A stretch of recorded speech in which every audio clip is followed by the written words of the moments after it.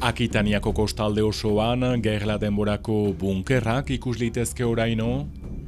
Naziek eraikiarazi zituzten betunezko babesguneak hondartza askotan daude, hemen bezala Kabreton aldean Landesetan. Okupatzaileek babes lerro indartsua asmatu zuten mendebaldetik etorzitekeen desembarkoari buru egiteko. Alemanek argi zuten aliatuek eraso egin zezaketela edozein tokitan eta Frantziako kosta osoa zaintzea beharrezkoa iduritu zitzaien. Horregatik, 100 bunker altxatu zituzten kostalde osoan, Lapurdiko kostaldean Hendaiatik Angeluraino. Hitlerrek galdeginik, 1941 eta 1943 artean, 15.000 bunker eraiki zituzten bortxaz Norvegiatik Lapurdi eta Gipuzkoa arteko mugaraino, gaur egun hemen itsasbazterrean, Angelun adibidez ikus litezken babesgune horiek 1000 urte iraun behar zuten, baina jadani batzu, egoera txarrean daude. Batzu, beteren atxiki, sablean edo ondatzen ari dira batzu. Hoiez ez dakit zer egin, baina plomo gelditu direnak behar atxiki eta bisita batzuk ere antolatu. Ez, hobekien gelditu direnak behar atxiki. Fitean hazten da. Gaztek eta gauza horiek ez dakizkite. Historiari baten ikuspegitik dena, ondare guztiak, historia alai bati edo historia ilun bati lotuak interesgarriak dira. Eta ustiagarriak pedagogikoki. Historia hori da, ustez ondare guztiak balorizatu behar dira, baita gerlari lotutakoak. Banka horiek kankan txarrean dira, kasik guziak zenta kostaldean dira, eta kostaldean mugitzen da. Aldiz, baina bunker batzuk atxikitzen alduguna, nire bokalen, edo behar berritu eta bisitatzeko eta ezagutzeko, zenta azken finean. Nola irarikiak izan diren bunker horiek, presoekin bereziki eraikiak izan diren. Eta preso horiek ziren hemengo gazteriak eraki du, eskorerikoa batez ere.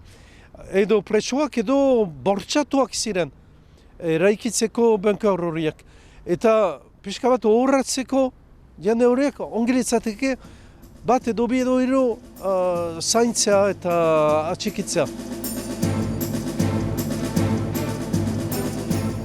Kostaldean dauden bunker hauek gara jaski ilunean eraiki zituzten, nazientzat lan egiten zuen TOD erakundeak egin zituen, 1.000.000 tona altzairu eta betun hormigoi hainitz, 15.000.000 metra kubiko, pareta lodi-lodiak altxatzeko.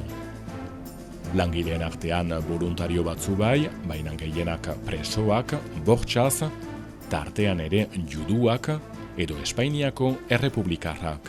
Nik ipian nintzelaik, posible zen txartzea bahnean ere, jostetari nintzen bahnean, lan jerosa zen gainera, nabian ginen. Orain bete dituzte, ezin da gehiago sartu. Zer egin horrekin?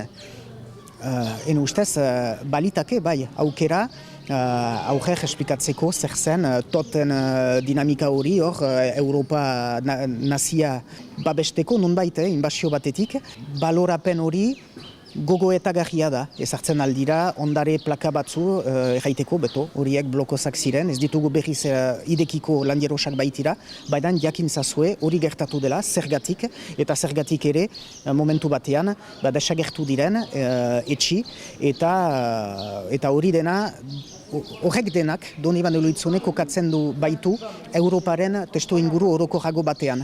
Hori ere biziki importantea baita, bere aspektu guztietan Donibane Lohitzoneren historia kokatu behar da Europaren testu inguru orokorrean.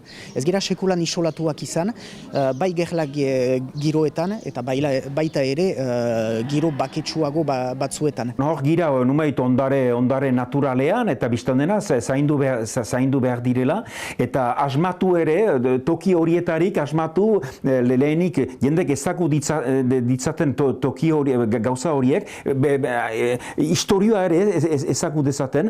Ezin dira utzi desagertzen, azken finean bertan daude eta bertan utzi behar dira egokitu egokitu jendeak bisita ditzen, eta baino bereziki gizarteak jakin dezan nork egin zituen bunker horiek, zertarako egin zituen bunker horiek, eta zer nolako erabilpena izan zuten.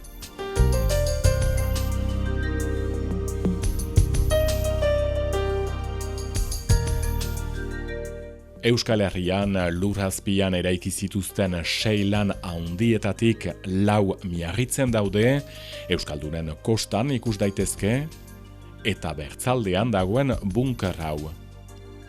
Azpiegitura harrigarria eraiki zuten itsasbazterra zaintzeko. Orduko lanak nun nahi daude miarritzen, hemen bezala Hotel du Palais luxuzko hotelaren terrazaren azpian. Historiak utzi dituen altxorrak dira bunker horiek, baina badira urteak gehienak hondatzen ari direla. Gio biztan dena laguntza bezala, ene ustez hor, sail ezberdina badira, baina izan dadin estadoa, izan dadin departamendua, izan dadin regionia edo adibidez herriak edo eskual hirigunea. Jakin behar da, zena ezanik kultura gaur egun gaitasun partekatu bada, politika mailan, beraz hor ere, ene ustez, betiko gauza bera, behar da, puskal mai baten ingurian jarri eta gogoetatu horko aktorekin, hori zaindu nahi dutenekin, eta ere politikalari ezberdinekin. Orokoki politikalari berri beita holako proiektu batzuen laguntzea, baina elgarrekin eta ikustia nok azkenean zer nola laguntzen alduen. Alde batetik estatuak, leheno horretaz arduratzen dena, estatuak, herrikotxeak eta herri elkargoak azken finean. Kompetentzia duenean dira estatua eta herrikotxeak. Kulturaren eskumena partekatua da, Donibane Luetzunek herri gisa badu parte bat, bada ere zibururekin batean badiaren sindikatu bat, eta lehen obra nagusia ziap bat izanen da, beraz ondarearen etxe bat, ziburu eta Donibane Luetzune arteko jekolegu arte hortan. Orduan, en ustez, horren karietarat, bai, sartzen alda elementu hori ondarearen valorizazioan. Baina bestalde, herri elkargoak ere, ukan lezake bere hitza. Oraingoz, erakunde publikoek ez dute interesik agertu, historiaren lekuko hauek berreskuratzeko, geroan ere itsasoak kolpatuko ditu, eta beraz hondatzen segituko dute, daukaten balioaz norbait ohartu arte.